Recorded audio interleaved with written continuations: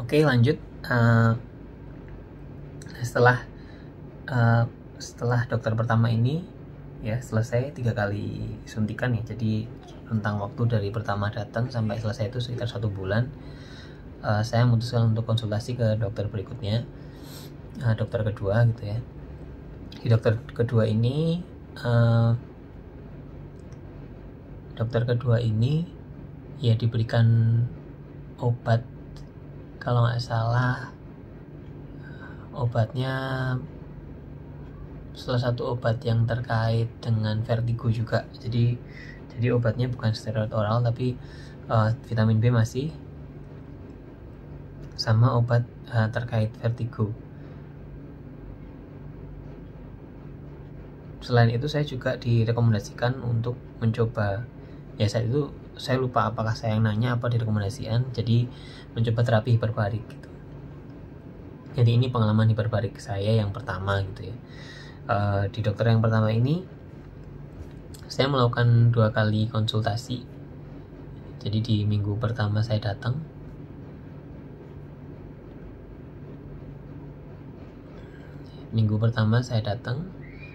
terus follow up-nya di 2 minggu berikutnya ya kalau nggak salah ya.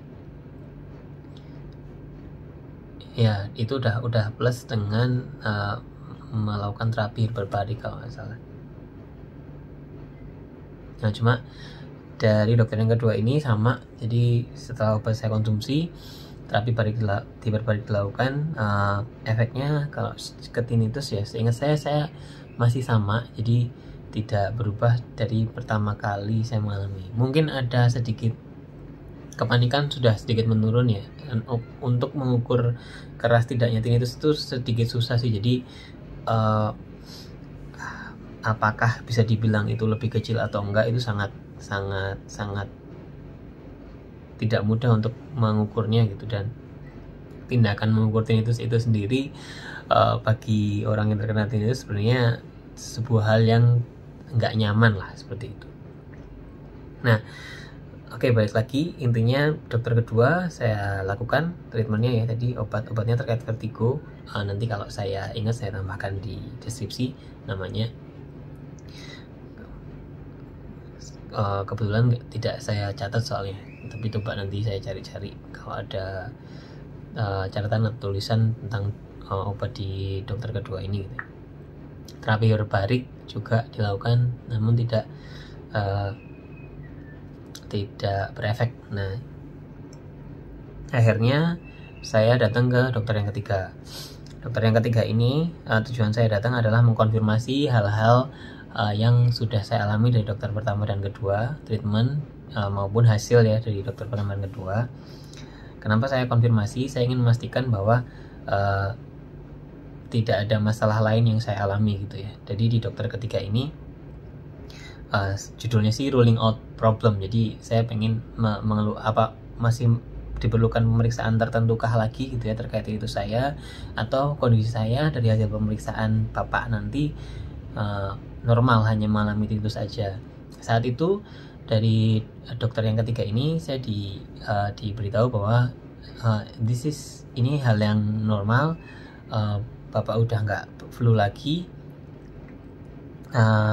treatment terhadap kondisi telinga sudah dilakukan dan kondisinya stabil sejak awal sampai sekarang gitu ya, tidak mengalami istilahnya kondisi yang lebih buruk juga saat itu gitu ya. Jadi aman sih, tinggal di maintain ya khawatirannya, nggak usah khawatir gitu, nggak usah cemas gitu, dan mencoba membiasakan diri. Kurang lebih dari dokter ketiga dapat itu.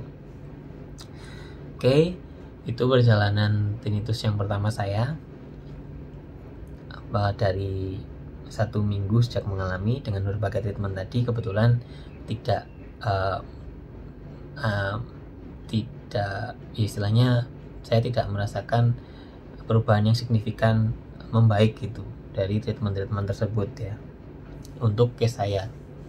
Nah kata dokter yang pertama sendiri memang ada yang sembuh dan ada yang tinnitusnya masih ada kalau dilakukan treatment itu. Dari awal sudah diwanti-wanti seperti itu, jadi ya be ready aja, dan it's okay kok kata dokter yang pertama juga. Cuma ya saat itu Terus mungkin saya state yang sangat panik ya, jadi dibilang it's okay juga penerimaannya saat itu mungkin susah gitu.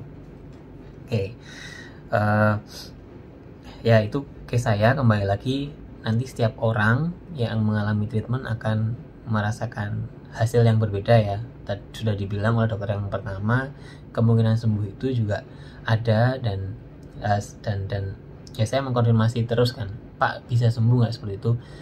Bisa. Pasien yang datang itu juga ada yang sembuh, tapi ada juga yang tetap mengalami. Informasi dokter seperti itu, fair sih, informasinya fair gitu, nggak memberikan istilahnya apa, janji-janji manis, tapi nggak memberikan ketakutan juga. Jadi ya fair aja, objektif sesuai hasil yang dia dapatkan dari pasien-pasiennya. Itu ada yang sembuh dan ada yang setelah treatment masih mengalami. Perjalanan tinetus yang pertama. Nah, selang beberapa bulan berikutnya, sekitar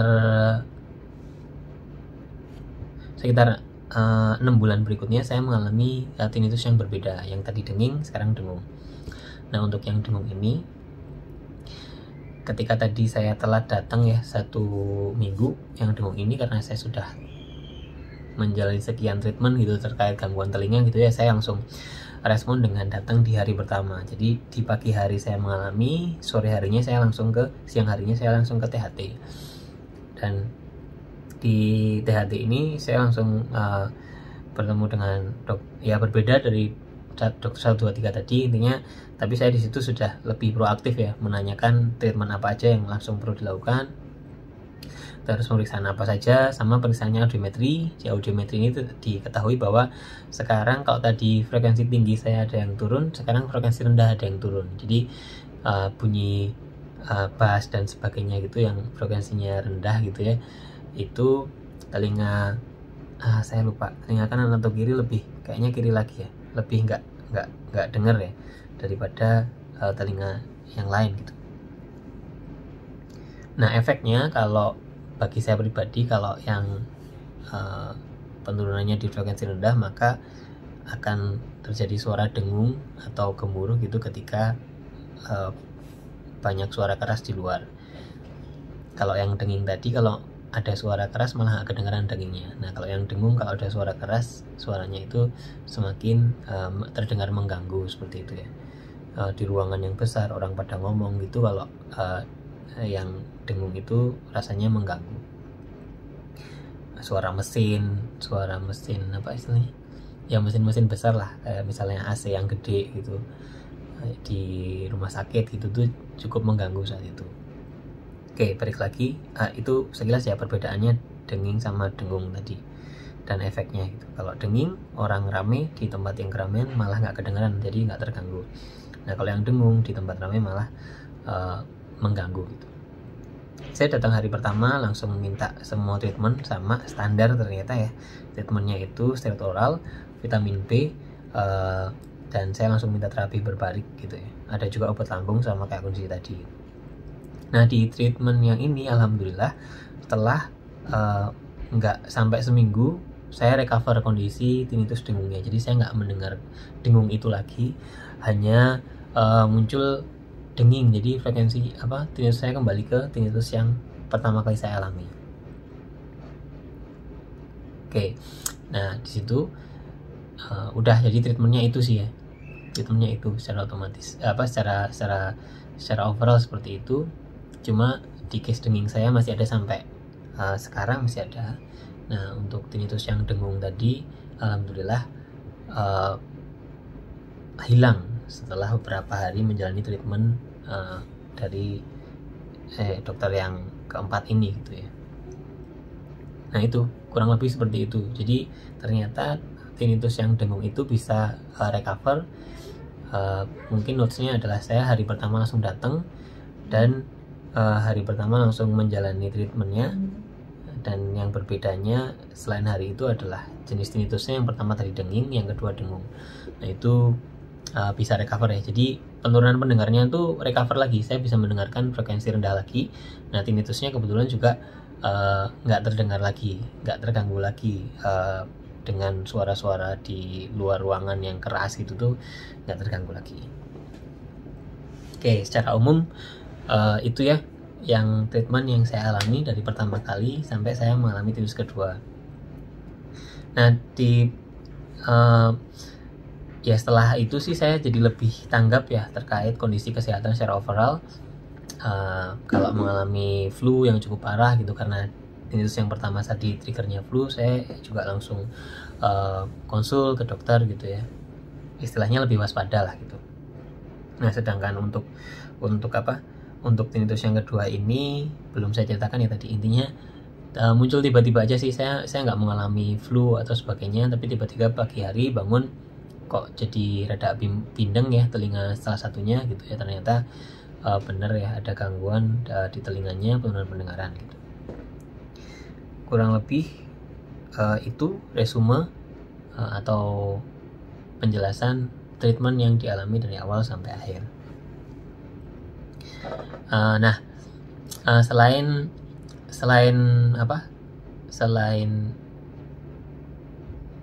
spesifik tentang tinnitus, saya juga melakukan konsultasi dokter ya, tapi tidak selesai sih. Untuk memeriksakan kondisi psikologis ya, jadi ke psikiater gitu ya, istilahnya. Cuma saya lupa nih, nggak saya catat ke psikiaternya persisnya kapan gitu ya, tapi kemungkinan sih di antara tinnitus yang pertama dan tinnitus yang kedua gitu. Jadi sempat ke psikiater konsultasi, ya kalau nggak salah 1 atau 2 pertemuan gitu ke psikiater gitu. Oh, sama saat tinnitus yang pertama saya sempat ke satu dokter lagi, saya lupa ya, kita sebut dokter 3,5 lah, biar nggak loncat ke dokter yang keempat. Jadi dokter yang 3,5 ini juga sama sih, intinya menyimpulkan bahwa tidak ada masalah gitu, dan secara umum masih kondisinya masih oke, kondisi badan juga oke, kondisi pendengaran secara umum masih oke, lebih seperti itu. Nah, obatnya kalau di dokter yang keempat ini sifatnya, kalau saya baca dari web ya, obat-obatan yang sifatnya menekan apa istilahnya, lebih ke arah psikologis, jadi mengatasi kondisi psikologis kita. Jadi obatnya ada kalau nggak salah ya antidepresan lah, kurang lebih seperti itu. Di situ ya dicoba dikonsumsi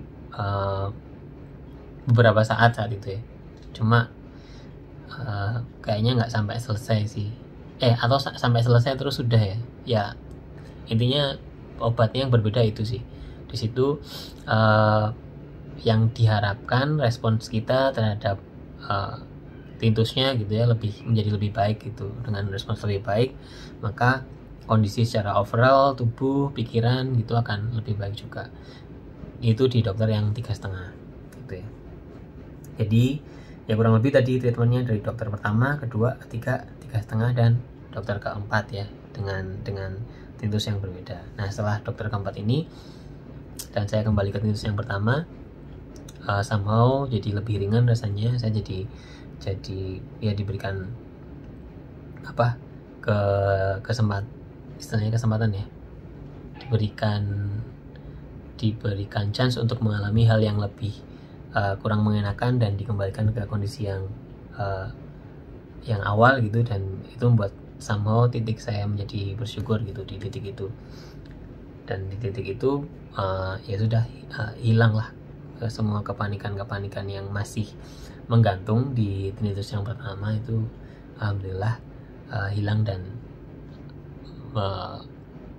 ya terganti dengan kondisi saya seperti biasa lagi. Jadi keresahan yang dirasakan sekarang ya nggak terkait lagi dengan tinnitus. Jadi kembali ke keresahan keseharian seperti biasa gitu ya. Ya pasti teman-teman ada juga kan yang sebelum kena tinnitus atau sebelum ya kena gangguan pendengaran gitu, punya keresahan tertentu gitu. Nah, itu kembali ke yang itu, yang biasa, yang daily, yang biasa. Kurang lebih itu mungkin ya treatment urutan dari awal dan sampai saya mengalami tinnitus yang kedua dan sampai recover. Semoga bermanfaat informasinya bagi teman-teman. Sampai ketemu di video berikutnya.